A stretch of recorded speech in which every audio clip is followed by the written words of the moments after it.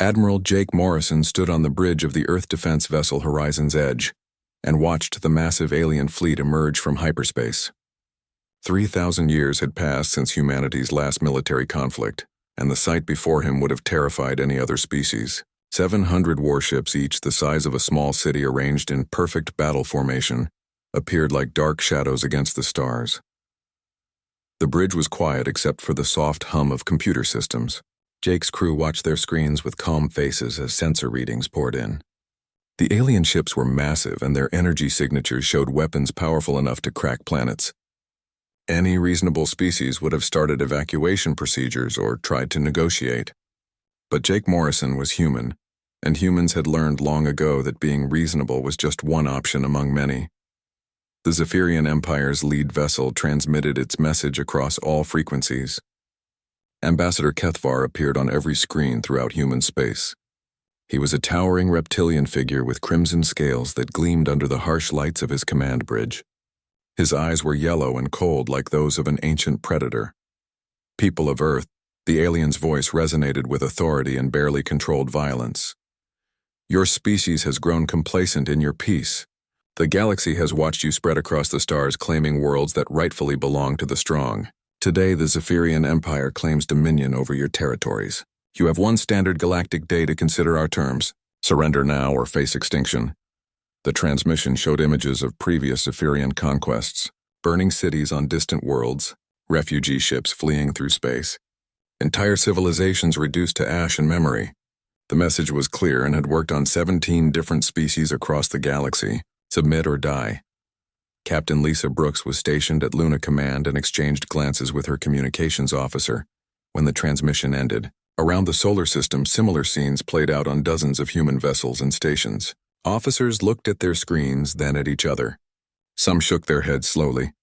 Others made small sounds that might have been laughter or disbelief.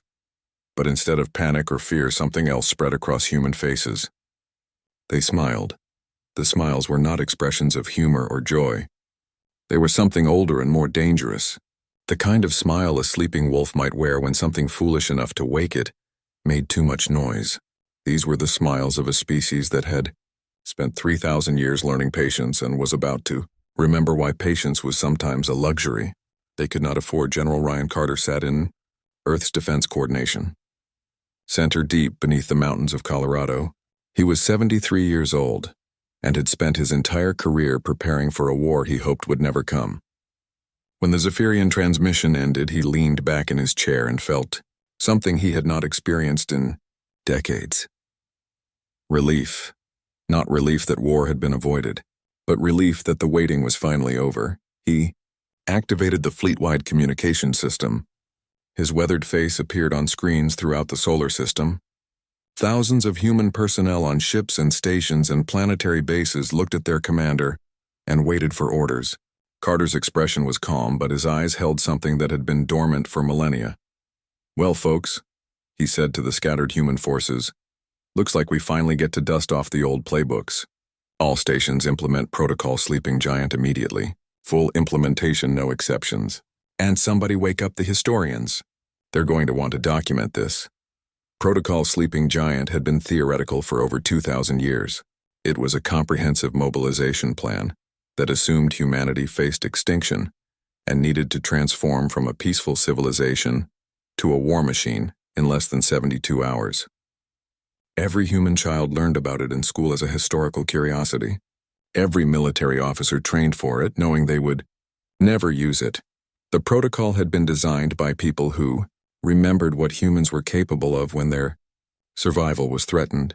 Lieutenant Commander Sarah Webb was aboard the research station, Galileo's dream, when the alert came through. She had been studying stellar formation patterns and working on her doctoral thesis about cosmic background radiation. Within minutes of receiving the protocol activation, she was helping convert the station's particle accelerators into weapons, capable of firing projectiles at relativistic speeds. The transformation was not random or panicked. Every piece of equipment had alternate military specifications that had been built into its design. Every civilian facility had hidden capabilities that could be activated when needed. Humanity had spent 3,000 years building a civilization that looked peaceful from the outside but could become Something very different very quickly. Dr. Nathan Pierce stood in the archive of military history buried deep beneath the Sahara Desert. The facility had not been accessed in over 1,000 years, but automated systems came online the moment they received the protocol signal. Vast databases containing the accumulated knowledge of humanity's most violent chapters began downloading to command centers across human space. Sun Tzu's Art of War with modern commentary and applications. Clausewitz's principles updated for space warfare. The tactical innovations of every major conflict from ancient Mesopotamia to the last interstellar dispute 3 millennia ago. Battle plans and strategies and psychological profiles of hundreds of alien species, including detailed analysis of Zephyrian military doctrine. "It's all still here," Nathan murmured to his assistant, Dr. Helen Murphy, as holographic displays filled the archive's main chamber. Every strategy, every lesson learned in blood and steel. They preserved it all, hoping we'd never need it again. Helen nodded while her fingers moved across control surfaces. Ancient knowledge flowed through quantum networks. To human commanders who had studied these texts as historical documents and were now seeing them as operational manuals. "The psychological profiles are particularly interesting," Helen said. "Analysis of 47 different species combat doctrines, their weaknesses, their predictable patterns. Our ancestors were very thorough." Meanwhile, aboard the Zephyrian flagship, Crimson Dawn Ambassador Kethvar reviewed intelligence reports with his military advisors. Everything confirmed what their xenobiologists had predicted about human psychology and capabilities. Humans were a peaceful species that had achieved interstellar travel through cooperation rather than conquest. They had not fought a major war in 3,000 years and showed no signs of military buildup or aggressive expansion. "Their response pattern is exactly as expected," reported Subcommander Yithnell. "Evacuation of civilian populations from frontier worlds. Military vessels pulling back toward their inner system. Classic defensive positioning for a species unprepared for modern warfare and hoping to negotiate from a position of perceived strength." Kethvar studied the tactical displays showing human ship movements. Everything appeared normal for a civilization trying to protect itself from superior forces. The humans were consolidating near their homeworld and preparing for siege warfare. It was a predictable strategy that would fail within days once the Zephyrian assault began. "Commence final preparations," Kethvar ordered. "Tomorrow we begin the conquest of human space. Their 3,000 years of peace have made them weak. Victory will be swift." The Zephyrian commanders did not understand that human peace had never been weakness.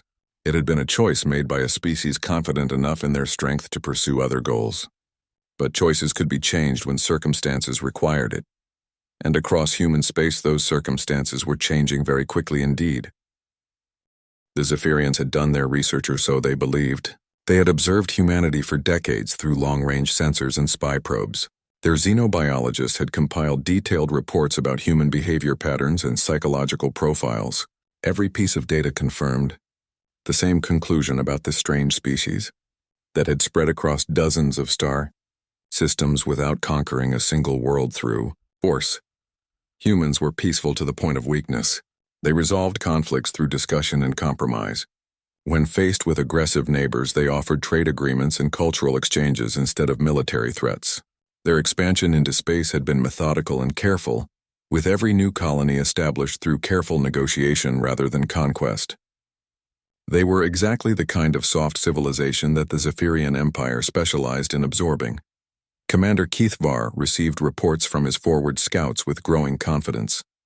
Human ships were evacuating civilian populations from frontier worlds exactly as predicted. Cargo vessels loaded with families and personal belongings fled toward the inner system, while military escorts provided protection from pirates and raiders. Everything followed the behavioral models his strategists had developed. "Their retreat is orderly but predictable," reported Subcommander Yithnell from the bridge of the dreadnought Crimson Talon. "They appear to be consolidating near their homeworld. Classic defensive positioning for a species unprepared for modern warfare. Our battle computers estimate complete victory within 6 standard days." The Zephyrian analysis was thorough and logical and completely wrong. What they saw as panicked evacuation was actually the implementation of Emergency Protocol 7, which had been designed by human military theorists 2,500 years earlier. Every movement was calculated and every withdrawal served multiple, strategic purposes that would not become apparent until much later. Captain Amy Rodriguez was leading the apparent retreat aboard the vessel Morning Star. Her ship was loaded with civilians from the mining colony of New Perth, and her escort consisted of 3 converted cargo haulers that looked barely capable of defending themselves. Zephyrian observers noted the humans' obvious desperation and marked the convoy as a low-priority target. They did not realize that Amy Rodriguez had graduated from the Terra Naval Academy with highest honors in both tactical warfare and psychological operations.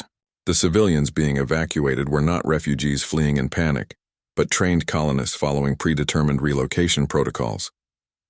And the cargo haulers that looked so harmless were carrying something that would change the nature of the conflict in ways the aliens could not imagine. Status report on Special Cargo Package 7. Amy asked her executive officer, Commander Ben Walsh. "Secure and ready for deployment on your orders, Captain." Ben replied, "Engineering confirms all systems are operating within normal parameters. We can implement at any location you designate." Amy nodded and returned her attention to the tactical display. The Zephyrians were tracking her convoy but maintaining distance while they focused on what they considered more important targets. Perfect. Maintain current course and speed. Let them think we're just another group of scared civilians running home to mama. On Earth itself, Dr. Nathan Pierce stood in the archive of military history and felt like he was opening a tomb. Automated systems that had slept for over a millennium hummed to life around him. Vast databases containing the accumulated knowledge of humanity's most violent chapters began transmitting their contents to command centers. Throughout human space, the archives were more comprehensive than most people realized. Every battle plan and tactical innovation from human history had been preserved and analyzed. But more than that, the databases contained detailed studies of alien psychology and military doctrine from dozens of species that humanity had encountered over the centuries. Information that had been gathered not through conquest but through careful observation and patient analysis. The Zephyrian combat patterns are remarkably predictable, Dr. Nathan told his assistant Helen Murphy as they reviewed files that had not been accessed in centuries. They rely on overwhelming force and intimidation to break enemy morale before serious fighting begins. Standard doctrine for a species that has never encountered real opposition. Helen nodded while downloading tactical profiles to human commanders throughout the system.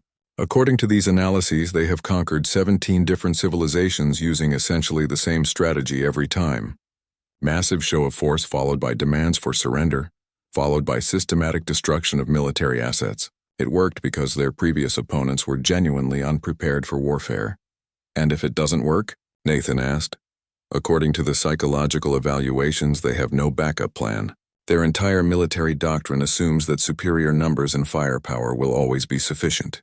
They have never learned to adapt because they have never needed to adapt."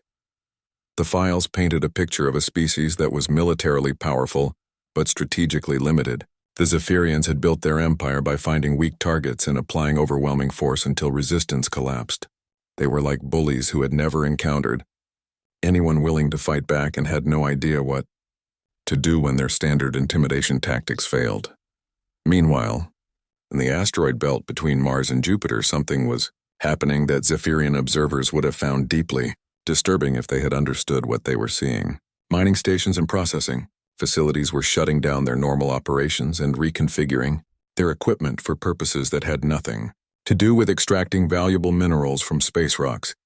Chief Engineer Patricia Cole stood in the control center of mining platform Delta 7 and watched her teams install military-grade targeting systems on equipment originally designed to break apart asteroids. The platform's mass drivers had been built to launch processed materials toward Earth at precisely calculated velocities.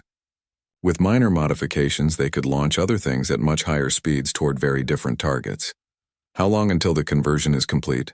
asked Lieutenant Kevin Barnes, who had arrived from Earth that morning with sealed orders and technical specifications. "Another 18 hours for full military configuration," Patricia replied. "But we can begin limited operations in 6 hours if necessary. The mass drivers are already capable of accelerating projectiles to significant fractions of light speed." Kevin nodded and studied the tactical displays showing Zephyrian fleet positions. The aliens were maintaining safe distance from the asteroid belt while they prepared for their assault on the inner system. They had detected the mining platforms but classified them as civilian infrastructure with no military value. "They're about to learn something important about human engineering," Kevin said. "We don't build anything that can't be turned into a weapon if necessary." This was not metaphor or exaggeration. For 3,000 years, human engineers had been designing equipment with dual-use capabilities, built into their basic architecture. Mining equipment that could become mass drivers, fusion reactors that could become bombs, communication networks that could become weapons guidance systems. It was all perfectly legal and completely invisible to outside observers who saw only peaceful civilian infrastructure. The Zephyrians were not the first species to make assumptions about human capabilities based on surface appearances. They would not be the last, but they were about to become the most recent example of why those assumptions were dangerous. Sub-Commander Yithnel was reviewing intelligence reports when something caught his attention. Human ship movements in the asteroid belt had changed slightly over the past few hours. Cargo traffic had decreased and several mining platforms had gone temporarily offline. For what their transmissions? Described as routine maintenance, probably. Nothing important, he told his tactical officer. Civilian operations shutting down because of the war. Standard response for a species trying to protect non-military assets. His analysis was logical and reasonable, and exactly what human planners had expected. The Zephyrians saw what they expected to see because they had never encountered a species that spent centuries preparing for conflicts they hoped would never happen. They were about to learn why that preparation made humans very different from their previous opponents. Very different and much more dangerous. The first engagement occurred near the mining stations of the asteroid belt, where the Zephyrians expected to find easy targets. Industrial facilities with minimal defenses staffed by civilian workers who would surrender immediately when faced with superior firepower. Instead, they encountered Captain Greg Williams aboard the converted mining vessel Iron Will. Greg had been mining asteroids for 15 years and knew every piece of equipment on his ship better than most people knew their own homes. When Protocol Sleeping Giant activated, he received new technical specifications that transformed his industrial vessel into something the Zephyrians had never seen before, something they were completely unprepared to face. Contact bearing 27 Mark IV, reported Weapons Officer Julie Peterson from her station that had been the Mineral Analysis Center 24 hours earlier. Zephyrian destroyer approaching at high velocity. They're not even bothering with stealth protocols. Greg smiled with the same expression that had appeared on human faces throughout the system when the aliens first made their demands. It was not a pleasant smile.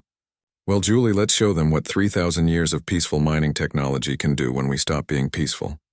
Deploy the mass drivers." The Zephyrian commander Vex Thule was piloting his destroyer Swift Death toward what his sensors identified as a converted cargo vessel.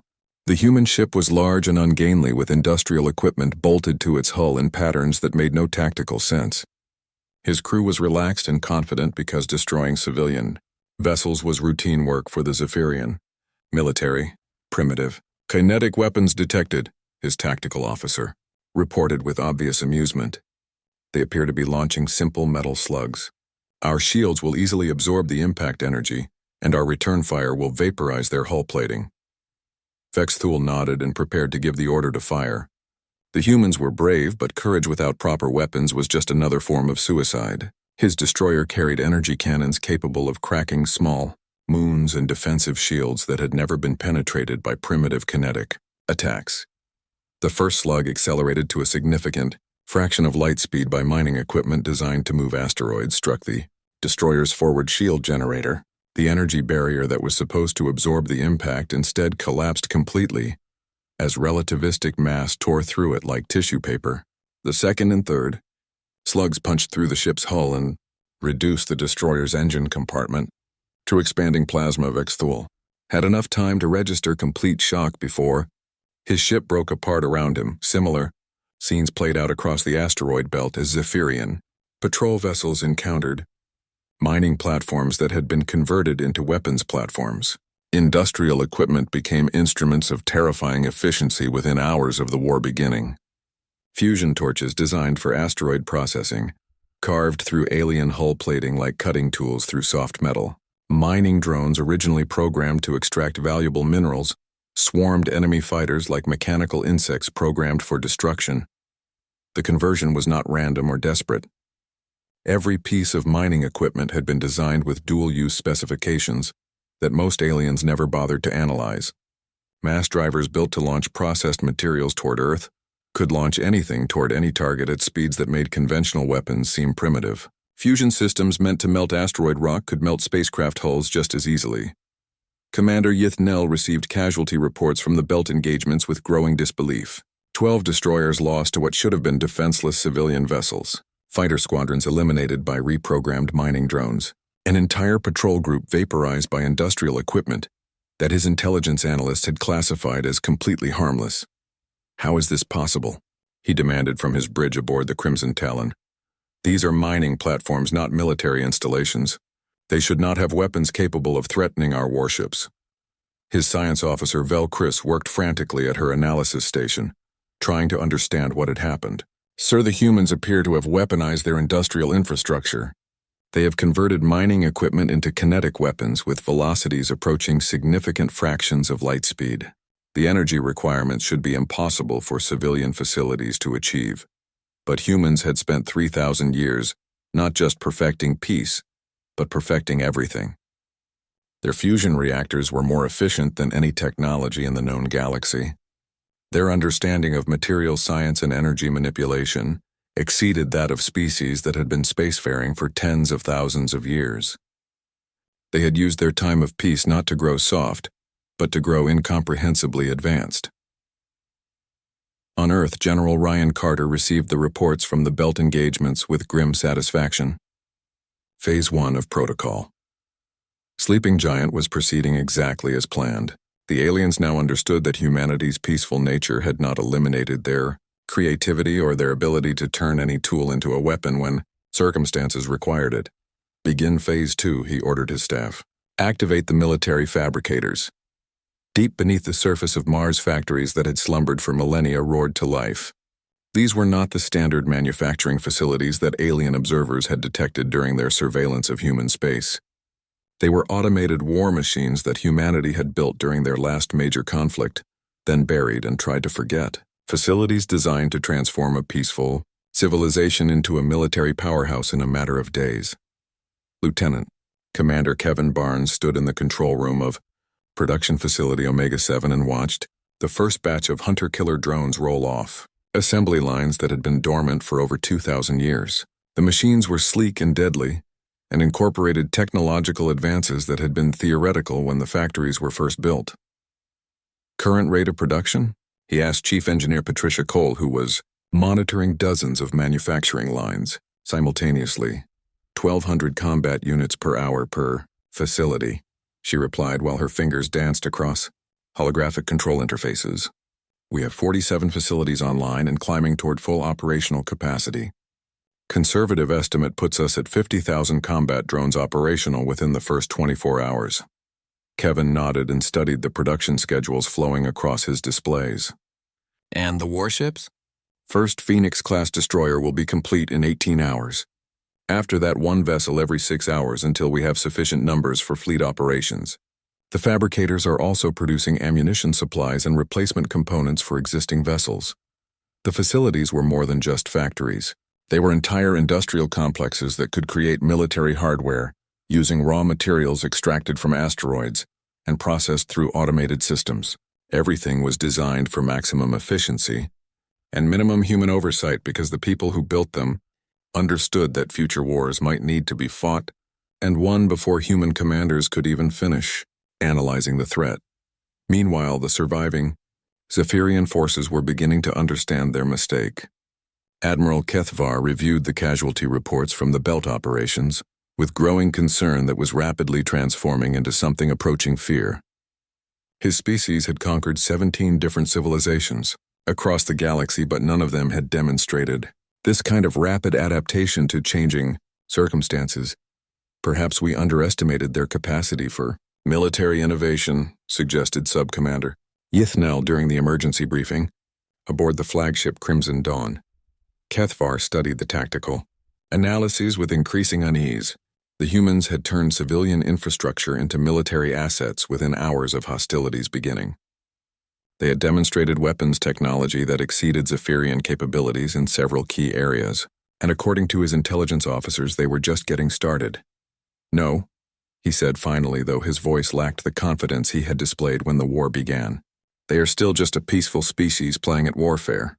They cannot have forgotten how to fight and suddenly remembered in a single day. Tomorrow we strike at their homeworld directly with our main battle fleet. They cannot have had time to convert their entire civilization into a military force." But even as he spoke the words, Kethvar found himself wondering if his assumptions about human psychology had been completely wrong from the beginning. The Zephyrian main fleet moved toward Earth in a formation that had conquered 17 species across the galaxy. 638 warships arranged in perfect battle lines that stretched across millions of kilometers of space. It was a sight that had broken the will of entire civilizations before the first shot was fired. A display of overwhelming force designed to make resistance seem hopeless and surrender the only rational choice, Admiral. Kethvar stood on the bridge of his flagship Crimson, dawn, and felt confidence returning as he watched his massive fleet advance toward the human homeworld. The losses in the asteroid belt had been unexpected but ultimately insignificant. Mining platforms converted to weapons were clever but desperate. Now he was bringing the full might of the Zephyrian Empire against a species that had not fought a real war in 3,000 years. "Time to Earth orbit?" he asked his navigation officer. 16 hours at current velocity, Admiral," came the reply. "Long-range sensors detect minimal human fleet activity. They appear to be maintaining defensive positions near their homeworld exactly as our tactical projections predicted." Kethvar nodded with satisfaction. The humans were following standard patterns for a technologically advanced but militarily inexperienced species. They would try to defend their home system with whatever forces they could assemble, and when those forces proved insufficient, they would surrender to preserve their civilian population. It was a story the Zephyrians had seen many times before. They were not prepared for what humanity had become in the space of 72 hours, Captain. Danny Tucker commanded the newly commissioned warship Retribution and watched the alien fleet approach on long-range sensors from his position near the orbit of Mars. His ship was one of 12 vessels that had emerged from the automated factories buried beneath the red planet's surface. Warships that incorporated 3,000 years of technological advancement, with hard-learned lessons from humanity's violent past. The ships looked unlike anything the galaxy had seen before. They were sleek and deadly with hull designs that seemed to bend light around them. Their weapon systems were based on principles that most species considered theoretical. Their defensive capabilities relied on technologies that other civilizations had not even discovered yet. "Sir," reported Tactical Officer Jennifer Blake from her station, "we're detecting massive electromagnetic signatures from the Earth-Moon system. Looks like the defensive grid is powering up according to schedule." Danny smiled and activated his communication system to contact the other ships in his small fleet. "All vessels, this is Retribution Actual. The aliens are about to learn why humanity spent 3,000 years studying physics instead of fighting wars. Prepare for engagement." What the Zephyrians could not detect were the weapon platforms that had been constructed throughout Earth's orbital space during the past 3 days. Not the obvious military installations that any species would build, but something far more subtle and infinitely more deadly. Humanity had spent millennia perfecting their understanding of fundamental forces in quantum mechanics. The aliens were about to discover what happened when that knowledge was applied to warfare. Colonel Marcus Reed directed operations from Luna Base and watched the enemy fleet enter what human strategists had designated as the kill zone. The moon's surface was covered with installations that appeared to be scientific research facilities and communication arrays. In reality, they were components of a weapon system that operated on principles most species considered impossible. "Gentlemen and ladies," he addressed his staff through the base's communication system, "our ancestors once said that the best war is the one your enemy doesn't know they're fighting until it's over. Today we honor that tradition. Activate the gravity field generators." Space itself seemed to twist around the advancing Zephyrian fleet. Ships that had been maintaining perfect formation suddenly found themselves pulled in directions that defied every law of physics they understood. Artificial gravity fields generated by devices disguised as harmless satellites created tidal forces that no known hull design could withstand. The effect was immediate and devastating. Zephyrian warships that had survived battles against dozens of different species found their structural integrity failing under gravitational stresses that should not have been possible to create. Ships designed to operate in the vacuum of space were being torn apart by forces that existed nowhere else in the known galaxy. Admiral Kethvar gripped his command chair as his flagship began to buckle under impossible gravitational pressures. Emergency alarms screamed throughout the bridge while his crew worked frantically to understand what was happening to them. "What is this weapon?" he demanded from his science officer. "How are they manipulating fundamental forces of nature?" Velcris struggled to maintain her footing as the ship's artificial gravity systems failed under the external stress. "Sir, these are not conventional weapons in any sense we understand. They appear to be manipulating space-time itself. The energy requirements should be impossible for any civilization to achieve even theoretically. But humans had spent 3,000 years not just maintaining peace but pushing the boundaries of scientific knowledge in every possible direction. Their fusion reactors produced more energy than some species generated for their entire civilizations. Their understanding of quantum mechanics and gravitational physics exceeded that of races 10 times their age. They had used their time of peace not to grow complacent but to grow so far ahead of everyone else that the gap had become impossible to measure. The surviving Zephyrian ships that managed to escape the gravity field generators found themselves facing something even worse. The human fleet had arrived and it moved with a coordination that seemed supernatural. 12 vessels that responded to each other's actions faster than light-speed communication should have allowed. Captain Sarah Mitchell aboard the destroyer Vengeance coordinated her ship's movements with the rest of the human fleet through quantum-entangled communication systems that provided instantaneous contact across any distance. Her weapons officer targeted enemy vessels with projectiles that traveled at 90% of light speed. Her defensive systems turned incoming alien energy weapons back against their sources using principles that most civilizations had never even theorized about. "All ships execute attack pattern Delta 7, she transmitted to her fellow captains. "Let's show them what happens when you mistake patience for weakness." The human ships moved through the scattered Zephyrian formation like predators among prey. Their weapons fired streams of accelerated particles that passed through alien shields as if they were not there. Their hulls absorbed direct hits from energy cannons that could vaporize asteroids and showed no damage at all.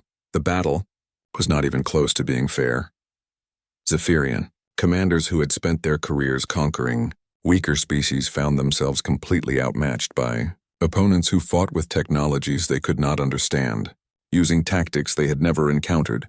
Ships that had seemed invincible against previous enemies were reduced to debris in minutes by weapons that operated according to physical principles the aliens had never heard of. Admiral Kethvar watched his fleet die around him and finally understood the magnitude of his mistake.